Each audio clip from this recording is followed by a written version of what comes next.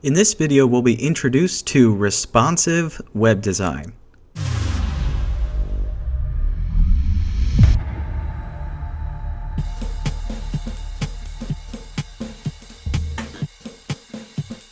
In this beginner tutorial, we're going to be focusing on the CSS behind responsive design. So let's take a minute just to look over this basic responsive layout that we're going to be creating. At the bottom, we have a 3-column footer section with a article section on the left and then the sidebar on the right. Above that is a banner image with the navigation on top and then the logo. So as we flex it down, you'll see that the 2 columns at the bottom as well as the 3-section footer will turn into 1 column, and then the navigation will go from 1 row to 2 rows with 3 columns to 2 columns and 3 rows. So it's going to shift 2 different times as we size the website down for iPad widths and for cell phone widths such as the iPhone. So here's the iPad type tablet width of the design.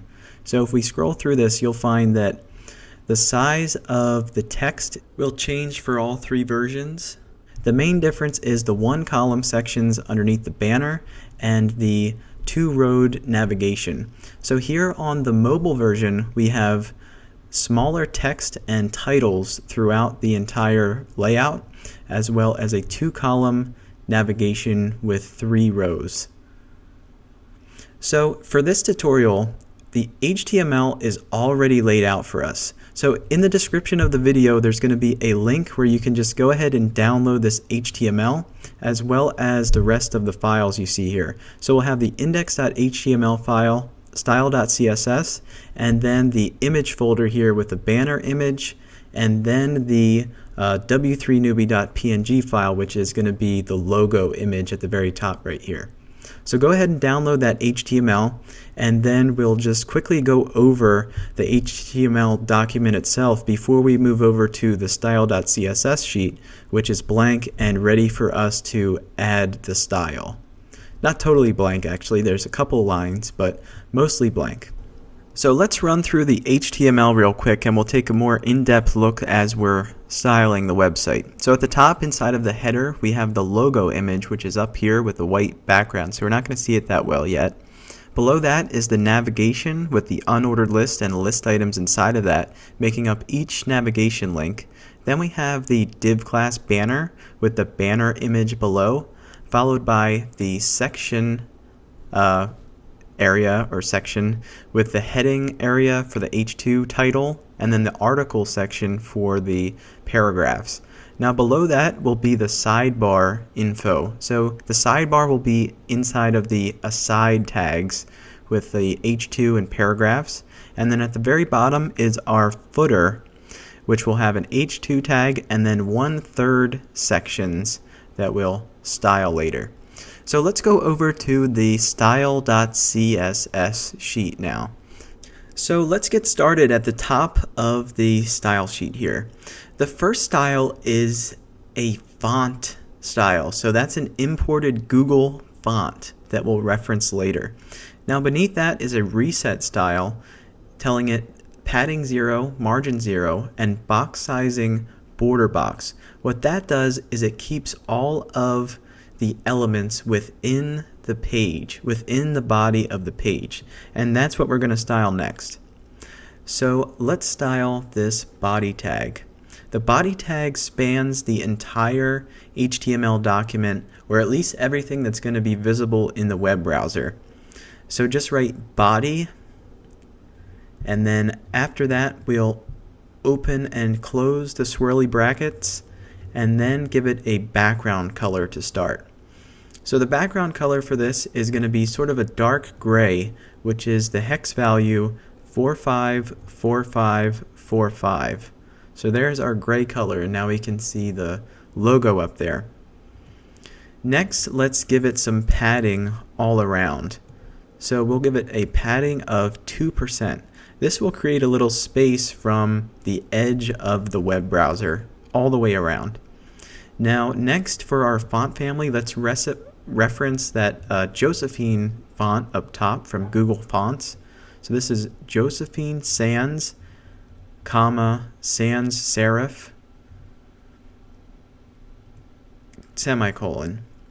And then for the font size, we'll give it a font size of 22 pixels.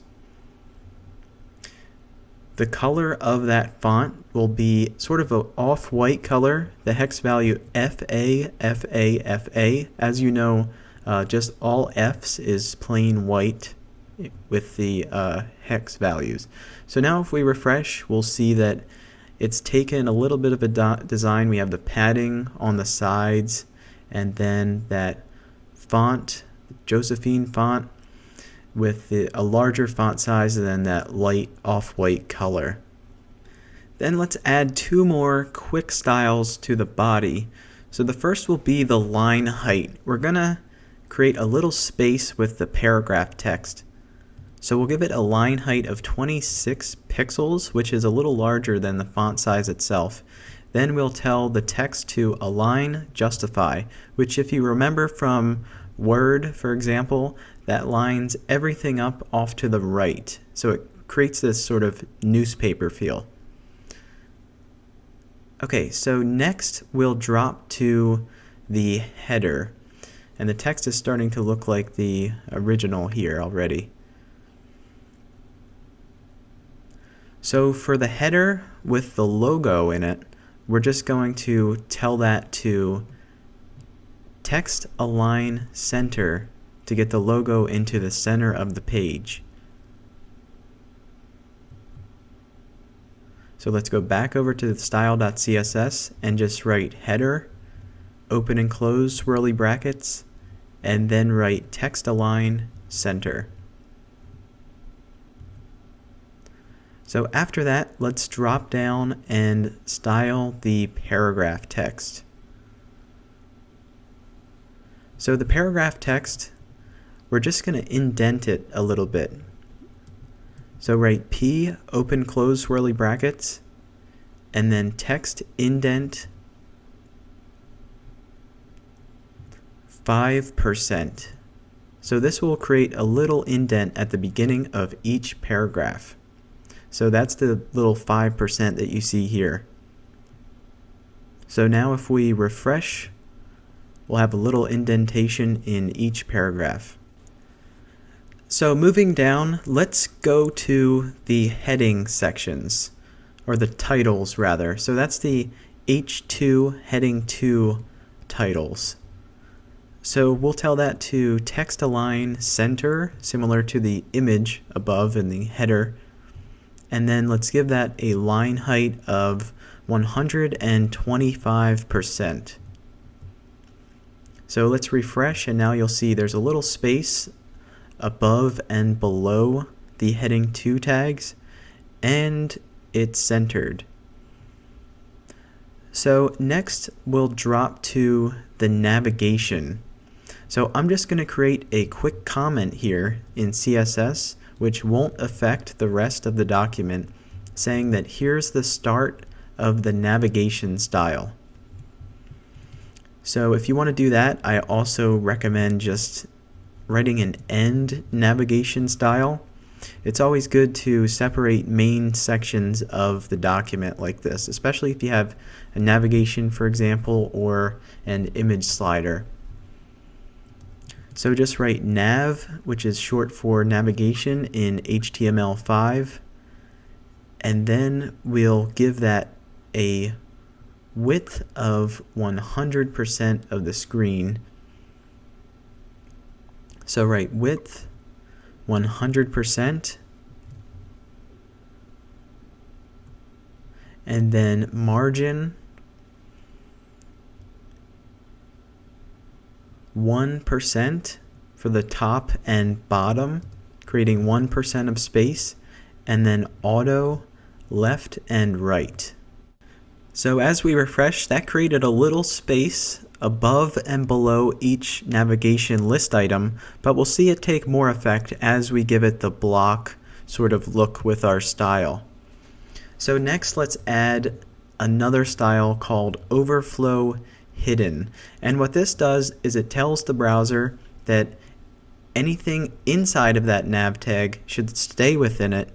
If the element is too big or something and wants to leave that area. So we'll do the same with the unordered list here, which is a UL tag. So we'll just give that a list style of none to take away the little dots next to each navigation item, and then we'll tell it to keep all of the elements inside with overflow hidden. And let's go to the fun part of styling the navigation, which is the list item and link within that. And let me just show you what I mean real quick in the HTML here. So here we have the list item and then the A inside of that. So again, write nav LIA for link. So the first thing that we'll style for the navigation list items and links itself will be the background color, which is going to be a little bit of a lighter gray than the body background. So this is going to be 737373 for the hex value. So let's refresh the page and we'll see, first off, the buttons or dots were removed and we have a little bit of gray around the text there. So now let's drop down a line and add a border. So this is going to be a border to the right of each list item. So add border right, and then we'll make that 1 pixel in size, and then solid 454545, which is the same as the body background color. So we're not really going to be able to see it right now since it meshes with the background color, but we'll see it in just a moment. So next, let's give these this list item color the same as the text. So that's just the FA hex value. Now if we refresh, the blue will go away and we have white navigation links now, but we still have the underline, which we'll get rid of in a second. First, let's tell them to display block, which means next to each other, but it's not going to take effect just yet. So that's going to create the whole gray background at 100% for the whole navigation, but now when we tell it to float or push to the left, it should give us that block feel. For the font size, let's go with 120%. So there we go. Now when we reference a percentage of the font, that's going to be 120% of the 22 pixel font that we gave to the body. Next, let's give the font weight a weight of 600. So if you look to the Google font at the top, you'll find that we have 400, 600, and 700 weight for the font. And then let's give it a padding of 1% all around. So if we refresh, there we go, and has a little bit of padding with the bold sort of font weight of 600.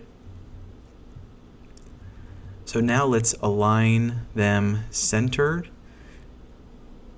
and give them a text decoration of none, which will take away the underline. So if we refresh, there's no underline. And now let's give them their width. So since there's 6, we'll divide that by 6, or divide 100 by 6 rather, and we have 16.65. So there we go, it's looking pretty close there to the original. Now let's add a transition effect here. So when we hover over it, the color is going to change at a sort of slowed down effect. So transition background, 0.5s for 0.5 seconds, and then ease. And we'll see that take place in just a moment when we add the color. But if we go to the original, as you can see, when we hover over them, it takes a moment for the fade to occur. So now let's drop down and we'll style the hover and active effect for the list items. So on the original, you'll see that the home button stays white. So that will be the active link, and then when we hover over it, it's going to look the same. So nav li a hover and nav li.active a.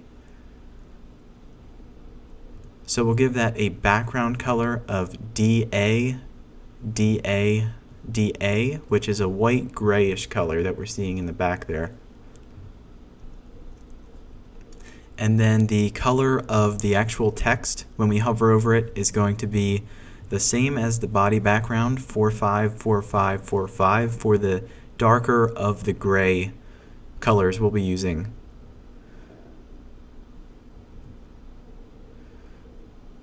So when we refresh, here we have the hover and active style for the home link at least. So if you look to the HTML, you'll see the active class just for that first list item in the navigation. And that's what we're referencing there with li.activeA, dot for class. So there's the border. It's kind of tough to see. But what we'll do is we'll take away the border on the last list item.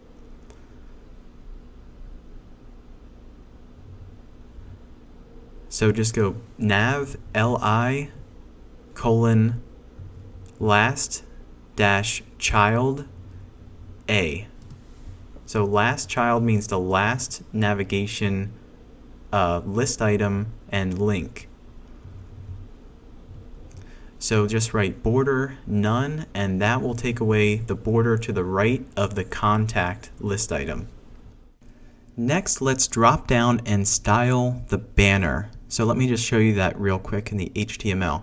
This is the div class banner that the image is nested in. If you remember in CSS, we reference HTML classes with periods and IDs with pound signs or hashtags. So here we have width 100% for the banner class, and then if we refresh, that's not going to do much. So what we'll need to do also is give the banner image itself a little style.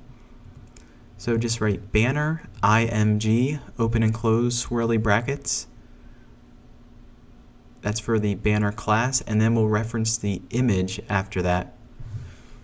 So just give that a width of 100% as well. And we're going to say that this is important. And close that, and then we'll give it a height of auto. So now let's go and refresh, and it should be aligned with the navigation there. So it's the same width with that little bit of padding off to the side.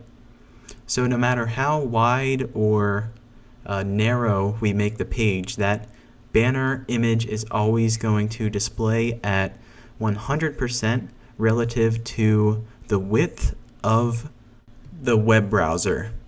So as you see here, it stays at 100%. So next, let's style the main sections of the website, and we'll give them a background color and such to create the sort of lighter gray effect. So first, let's do the section, which, if you remember, has the heading, which with the H2 tag, and the article inside of that with the paragraph text. So that's going to be off to the left of the screen, and it's going to take up about 60% of the width of the browser. Okay, so let's go back to the style sheet, and the first thing that we'll tell that section to do is float off to the left side of the screen. Next, let's give that its width of, as I said, 60%. And then after that, we'll give it some padding. So here you see it's pushed off to the left and it's taking up 60% of the width. Now it looks kind of messy because that sidebar text is sort of getting in there, but we'll take care of that in just a second. So give it padding 2%, and then if we refresh, there we have some padding in between the sections, and that looks a lot cleaner. So now let's give it some margin, and then we'll give it the background color.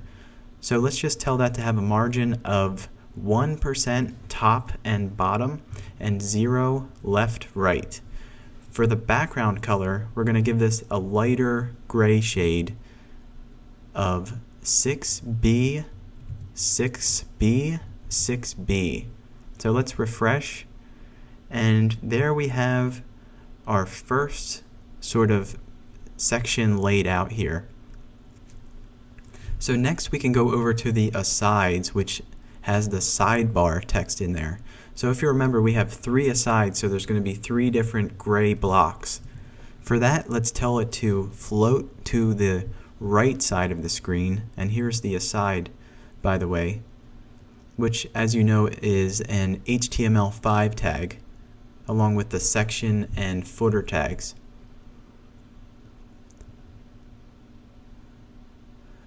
So as I said, we're going to have that float to the right side of the screen, and then we'll give it its width. So write float right, and then give it a width of 38%. And then we'll give it a padding of 2% all around. Whoops, forgot the semicolon here. Followed by the same margin as the section above, which is margin 1% top bottom, 0 left right. And then the background color again is 6B, 6B, 6B. And then refresh, and there we have the aside sections laid out. So it's looking very close to the original, at least at the full width so far. All we need to do now is the footer section and then the 1/3 sections within that footer to sort of separate them. So let's go down and style the footer tag here, and we'll just reference that with footer, and we'll tell it to float to the left side of the screen, give it a width of 100%, padding 2%,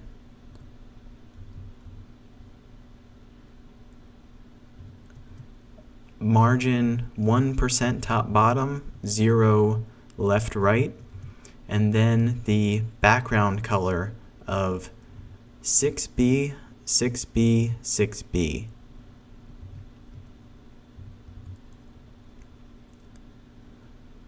So just getting started, we did a lot of the same styles for each of these. In advanced HTML, we could have just added a class to each one that we could reference and apply the same style to each section with that class. But we'll just do it the old school, old-fashioned way, since this is kind of a beginner video with the responsive CSS for now.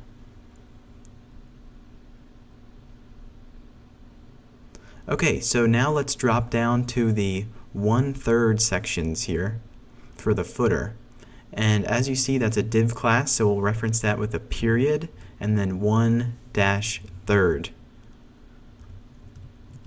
So for that, we're going to have them float or push to the left side of the screen. We'll give it a width of 31% per 1/3 section with padding of 1% and then margin 0 top bottom and 1% left right, which is different from the sections above. Okay, so there we have our footer section laid out. Now we're ready for the fun part, for the actual responsive CSS tags. So here's how it looks at the sort of mobile width, maybe a little bit larger than a phone, as compared to the finished version here. So in just a few minutes, we'll see all of the responsive styles take place. Okay, so let's size the website back up to the full width, and then we'll get started with the media queries for the responsiveness here. So what I'll do underneath the 1/3 section class is add another comment just saying that the media queries are now starting. So if you like, just write media queries and then close the comment out. So to start, for the first media query, we'll just write at media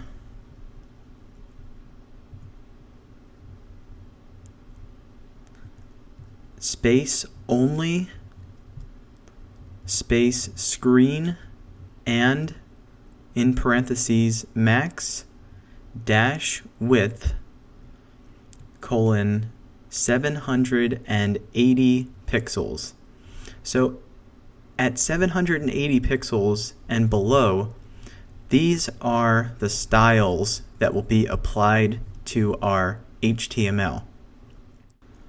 So first we'll style for about the tablet width or the iPad. So let's just pull that up so we can take a look at how it should appear on the iPad. So as you see up top, we have the 3 columns for the navigation and 2 rows. And then obviously the 1 column for all of the sections underneath the banner.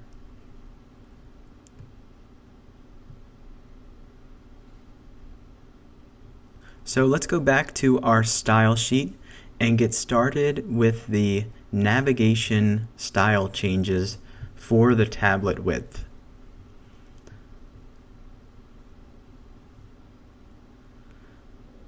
Okay, so what we'll do is add a little bit of margin to the navigation style here. So we'll just add 2% top bottom and then auto left right. So when we size the website down, there's going to be a little bit more space between the banner than there would have been previously. So if we refresh, there we have a little more space in between the banner and the navigation, which will match the rest of the padding or margin throughout the website. Okay, so next let's style the list item links. So we're going to change them to have a 33.3% width instead of the 16% and change that we had for the full version. So now they'll change to about 1/3 for the 3 different columns that we have. Next, let's give the font size a size of 90% of the original font size in the body, which was 22 pixels. So the font size will drop a little bit as we move down to the tablet version.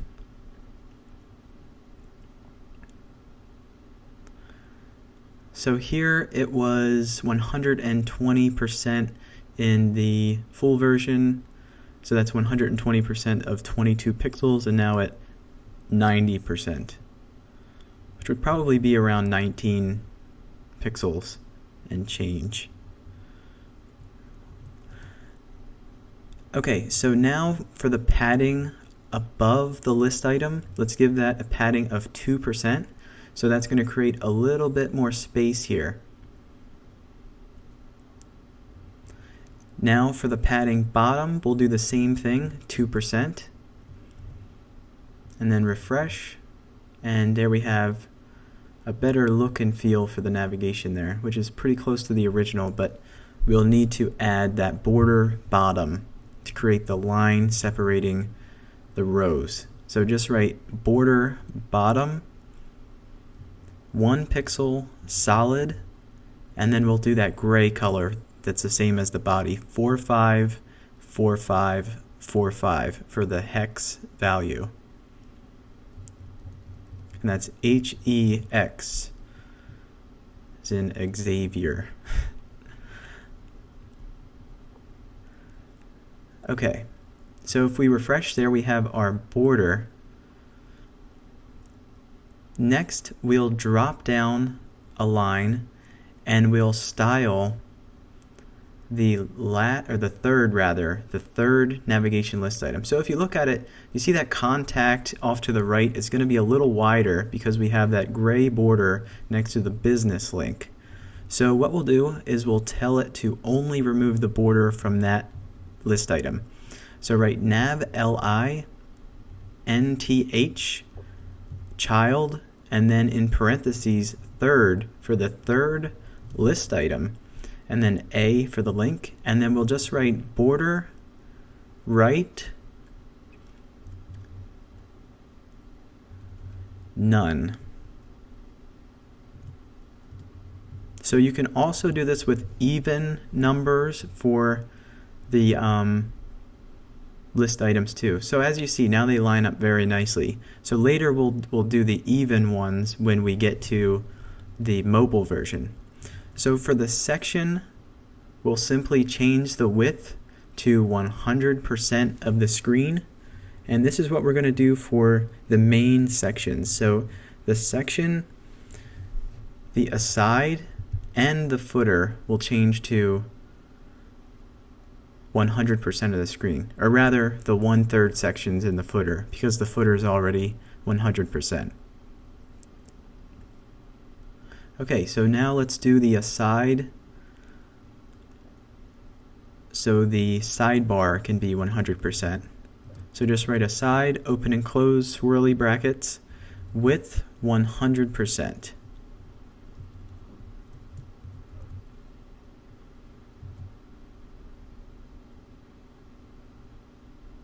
Okay, so next let's just do the 1/3 sections in the footer down here. And then we'll get to resizing the heading text and paragraph text. So just write .1-third for class, remember, width 100%.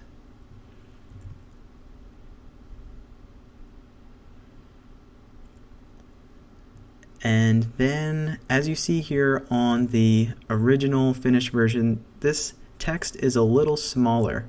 So let's change this H2 heading 2 tag to have a smaller font size, and then we'll do the paragraph tag. So just write font size 105%. And then for the paragraph tag, we'll do 95%. So font size 95%. Okay, and then if we refresh, our text is going to look about the same there as the original.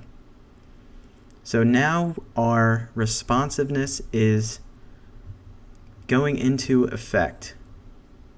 So this looks pretty good like this, but I think the change of this navigation and making the text a little smaller is going to look really good transitioning to the mobile version. So let's go ahead and get started with the next media query, which will be for the mobile devices. So you can just copy the media only screen and text up here and paste it below if you like, or you can write it out. The only thing that will change will be the max width.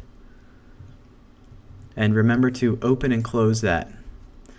So the max width will now be 580 pixels.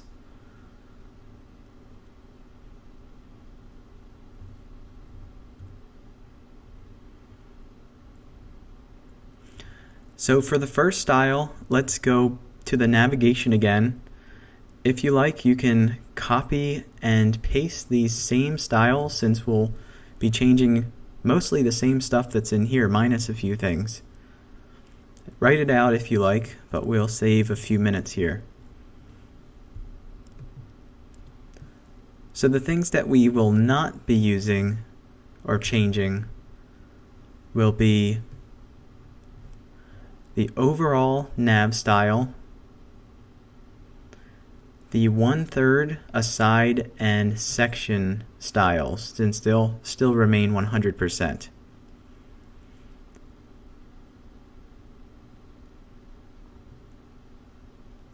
Okay, so we'll also only be changing the width and the font size for this style. So change the width to 50%, and then if we refresh, it's going to change to 2 columns there. Looking very close to the original.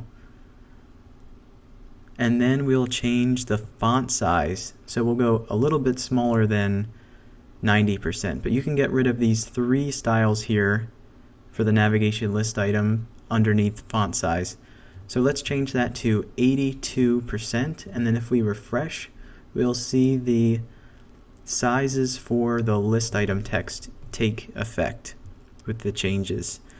Okay, so now for the nth child tag here, what we'll do is just copy this and we'll paste it below, since we'll need 2 of the nav.li nth child tags.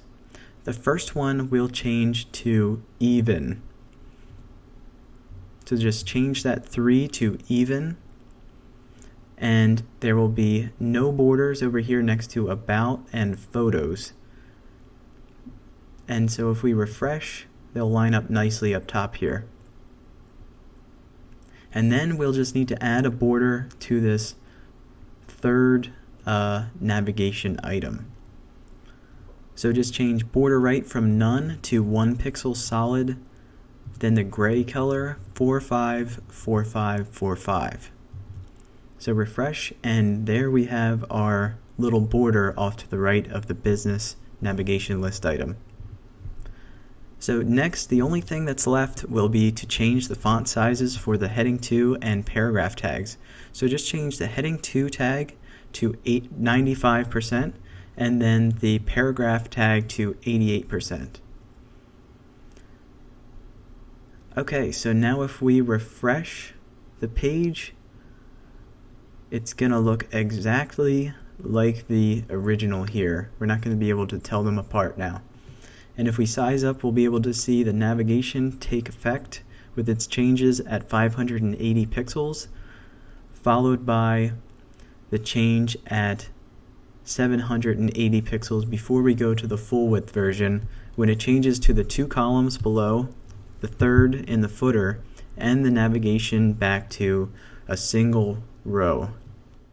And here we have all 3 of the versions for our website. I want to thank you for following along with this tutorial. If you want to go on to a more advanced one, you could check out my channel or check out these links here that will follow for a more advanced responsive website tutorial. Hey guys, in this video we're going to create a really awesome website. It's a 7-part video. This being the first is going to be awesome. Let's go.